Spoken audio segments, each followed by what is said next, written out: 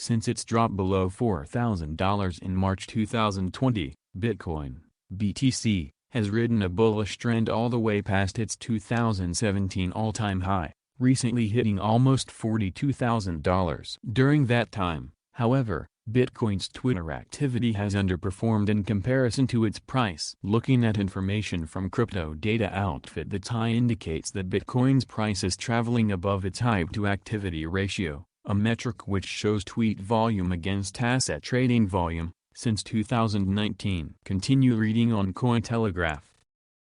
Hit the like button and subscribe to my channel.